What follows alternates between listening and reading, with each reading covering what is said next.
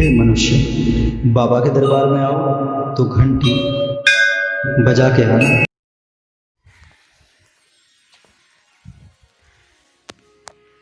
श्री सद्गुरु महाराज परमाराध्य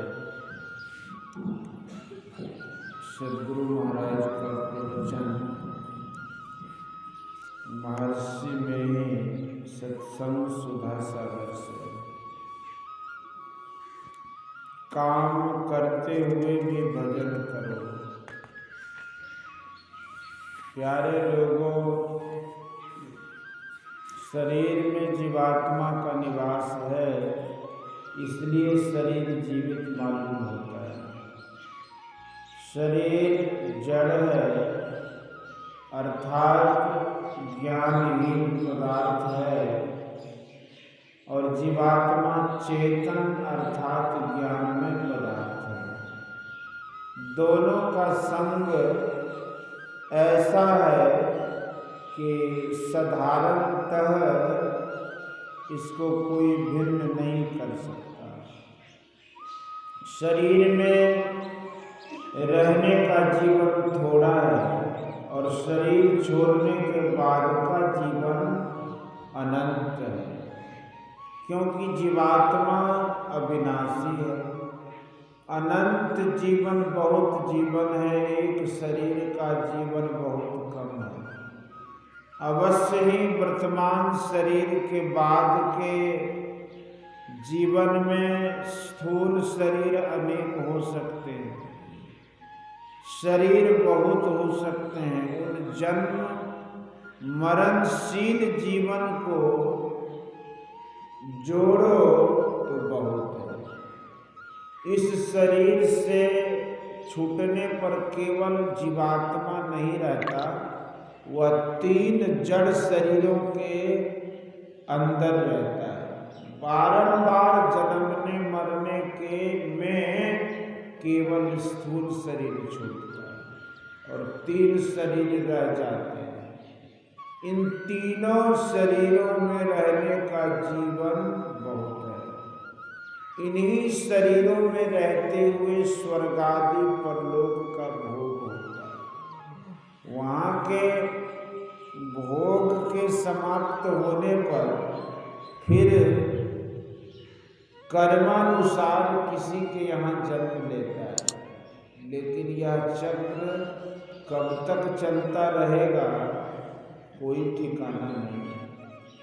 इतना ठिकाना है कि जब तक शरीर और संसार से छुटकारा नहीं हो जाए, मुक्ति नहीं प्राप्त कर ले, तब तक लगा रहे। सबसे उत्तम जीवन यही है कि किसी शरीर में नहीं रहना। किसी शरीर में रहना पुण्य के अनुकूल स्वर्ग आदि में रहो, फिर वहाँ से नीचे गिरो, यह जीवन कोई अच्छा जीवन नहीं है। हम लोग वर्तमान शरीर में हैं, इसमें कितने दिन रहेंगे ठिकाना नहीं। उस अनंत जीवन के समक्ष यह जीवन अत्यंत स्वल्प है। लोग दुख में एक सेकंड के लिए रहना नहीं चाहते। सुख की ओर दौड़ता हुआ, दुख से भागता हुआ यह जीव चलता है, किंतु जो सुख यह चाहता है वह कहीं नहीं मिलता। साधु संत लोग कहते हैं कि थोड़े से जीवन के लिए तुम दौड़े दौड़े फिरते हो और डरते हो कि आज यह काम नहीं किया जाएगा तो यह हानि होगी। डर के मारे ठीक ठीक नौकरी, वाणिज्य, व्यापार, खेती आदि करते हो। ऐसा नहीं करो तो कोई हर्ज नहीं। बहुत धनी आदमी भी धन को संभालने और बढ़ाने में रहता है। धन के संभालने और बढ़ाने में भी कष्ट होता है। गरीब आदमी देखता है कि आज खाने के लिए है कुछ, कल के लिए यत्न नहीं करो तो क्या खाओगे। उससे विशेष जो कृषक है सोचते हैं कि इस साल के लिए खाने को है, आगे वर्ष क्या खाएंगे, इस डर के मारे खेती करते हैं। तो एक शरीर के जीवन के लिए डरते हो और काम करते हो, और इसके लिए नहीं डरते कि इस शरीर के जीवन के बाद का जो जीवन है उससे क्या होगा। चाहिए कि ऐसा काम करो कि शरीर छोड़ने के बाद भी तुम सुखी रहो। इसके लिए क्या करना होगा? ईश्वर का नाम जपो। इसी को कबीर साहब ने कहा है कि निधरक बैठा नाम बिन चेतन करे पुकार, यह तन जल का बुदबुदा बिनसत नाही। यदि समझ लो तो फिर आज कल के लिए बहाना नहीं करो कि आज नहीं कल करूँगा, क्योंकि गुरु नानक देव जी ने कहा कि न बालक न योग ने, नहीं वृद्धि कछु बंद, वह अवसर नहीं जानिए जब आए पड़े जमखंड। अनंत जीवन में दुखी न हो, इसके लिए ईश्वर का नाम भजन करो। आजकल करते हुए समय बर्बाद मत करो, बल्कि काल करे सो आज कर, आज करे सो अब, पल में परलय होएगा बहुरी करेगा कब। भर दिन भर रात बैठकर भजन करने नहीं करने के लिए कहा जाता है। समय बांध कर भजन करो, काम करते हुए भजन करो और काम छोड़ कर भी भजन करो। ब्रह्म मुहूर्त में मुँह हाथ धोकर निरालस होकर भजन करो। दिन में स्नान के बाद भजन करो। तन काम में मन राम में हमारे यहाँ प्रसिद्ध है, इसको काम में लाओ। फिर सायंकाल भी बैठकर भजन करो। रात में सोते समय भजन करते हुए सो तो खराब स्वप्न नहीं होगा। नाम भजन को लोग जानते हैं कि गुरु ने जो मंत्र दिया वही नाम भजन है। वह नाम भजन है, किंतु और भी नाम भजन है। जो शब्द लोग बोल सकते हैं, सुन सकते हैं, वह वर्णात्मक नाम भजन है। ध्वन्यात्मक नाम भजन भी होता है। वह ध्वनि तुम्हारे अंदर है। उस ब्रह्म ध्वनि में जो अपने मन को लगाता है तो वह शब्द से खींचकर ब्रह्म तक पहुंचा देता है। नाम का जप और नाम का ध्यान भी होता है। वर्णात्मक नाम का जप होता है जिसकी युक्ति गुरु बताते हैं, और ध्वन्यात्मक नाम का ध्यान होता है, इसकी भी युक्ति गुरु बताते हैं। इस साधन के लिए भला चरित्र से रहना होगा। जिसका चरित्र भला नहीं है, जो सदाचार का अवलंब नहीं लेता है, वह विषयों में भोगों में बंधा रहता है। जब वह भजन करने लगता है तो उसका मन गिर जाता है। इसलिए अपने को पवित्र आचरण में रखो। जाकी जिव्या बंध नहीं, हृदय नाही साँच, ताके संग न चालिए, भाले बटिया कांच। जिव्या पर खाने और बोलने का बंधन रखो। झूठ और कड़वा बोलना खराब है। झूठ बोलना सब पापों की जड़ है। कड़वा बोलना आपस में फूट पैदा करता है। इसलिए सत्य बोलो और नम्र होकर रहो। साधु सोई सराइये, सांची कहे बनाए, कह टूटे कह फिर जुड़े, कहे बिन भरम न जाए। जो सांच बोलते हैं और कड़वा बोलते हैं तो उसको भी लोग सहन नहीं कर सकते। जो भोजन तुम्हारी बुद्धि को नीचा करे, शरीर में रोग पैदा करे, वह मत खाओ।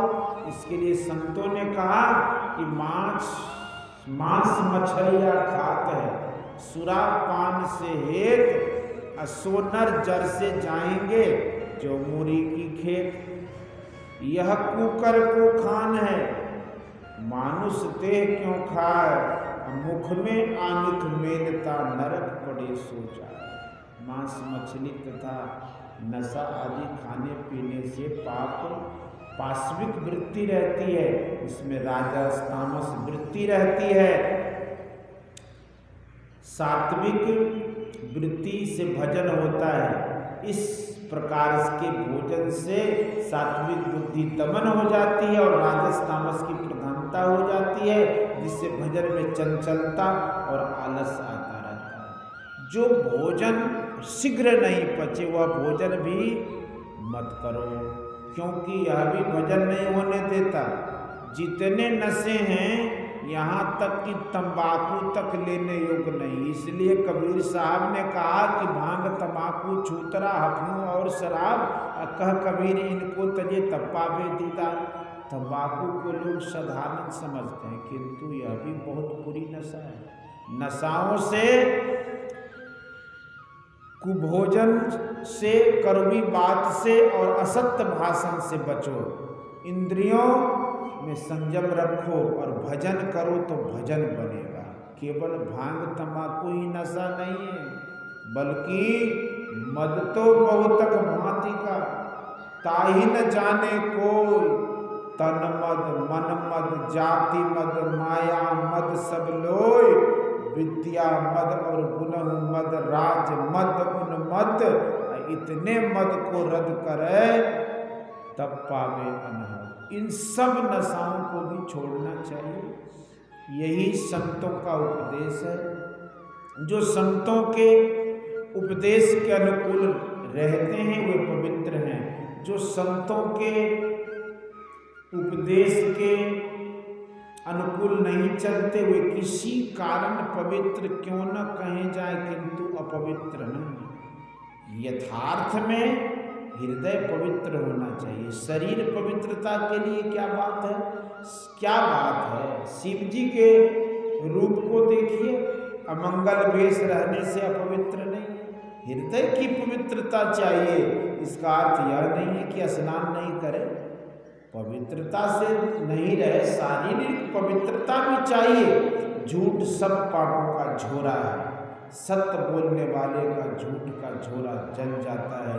जो सत्य बोलता है उससे कोई पाप नहीं हो सकता। साँच बोलने की जिसकी प्रतिज्ञा रहेगी वह चोरी नहीं करेगा, कोई पाप नहीं करेगा। चोरी करने से झूठ बोलकर छिपाता है, सत्य बोलो तो चोरी भी छूट जाएगी। हिंसा मत करो, हिंसा करोगे तो क्या होगा। संत कबीर साहब ने कहा कि कहता हूँ कहीं जात हूँ, कहा जो मान हमार, जाका गर तुम काटी हो सो फिर काट तुहार। कर्म फल किसी को नहीं छोड़ता। श्री राम सीता वन गए, वे गंगा नदी के किनारे ठहरे। पत्तों के बिछौना पर श्री सीताराम लेटे थे और लक्ष्मण पहरा दे रहे थे। वहाँ वो निषाद भी बैठा और कहा कि कई ने इसको बहुत दुख दिया। तब लक्ष्मण जी ने कहा कि काहू न को सुख दुख कर दाता, निज कृत कर्म भोग सुन भ्राता। युधिष्ठिर को थोड़ा सा झूठ बोलने का फल भी मिला है, यद्यपि वह भगवान के समक्ष और उनकी प्रेरणा से बोला था। भगवान श्री कृष्ण को भी व्याधा ने तीर से मारा, यह भी कर्म फल ही था। इसलिए हिंसा से बचो, व्यभिचार मत करो। पर पुरुष गामिनी स्त्री व्यभिचारिणी है और पर स्त्री गामी पुरुष व्यभिचारी है। इन 5 पापों से बचो। एक ईश्वर पर विश्वास करो, उनका पूरा भरोसा करो, उनकी प्राप्ति अपने अंदर होगी। फिर सर्वत्र ध्यान करो, सत्संग करो और गुरु की सेवा करो। पहले कहे 5 निषेध कर्मों को नहीं करो और पीछे कहे 5 विधि कर्मों को करो। यही विधि निषेधमय कलमर हरणी, अकर्म कथा रविनंदनी बरनी है। इस तरह अपने जीवन को बिताते हुए मुक्ति मिलेगी। मुक्ति होने से स्वयं मालूम होगा कि मुक्ति मेरी हो गई। जैसे भोजन करने से स्वयं मालूम होता है कि पेट भर गया, जो जीवन मुक्ति प्राप्त कर लेता है मरने पर उसे विदेह मुक्ति हो जाती है। यदि मुक्ति नहीं हुई तो भगवान श्री कृष्ण के कहे अनुकूल बहुत वर्षों तक स्वर्ग आदि का भोग करके इस संसार में किसी पवित्र श्रीमान के घर में जन्म लेगा अथवा योगियों के कुल में ही जन्म लेगा। इस प्रकार का जन्म इस लोक में बहुत दुर्लभ है। फिर वह पूर्व जन्म के संस्कार से प्रेरित होकर साधन भजन करेगा और अनेक जन्मों के बाद मुक्ति को प्राप्त कर लेगा।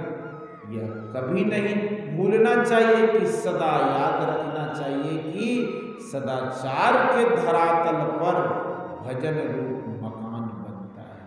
बोलिए श्री सद्गुरु। यह प्रवचन रविदास सत्संगियों के संतमत सत्संग मंदिर सिकंदरपुर भागलपुर में दिनांक 18/3/1955 ईस्वी के सत्संग में हुआ था।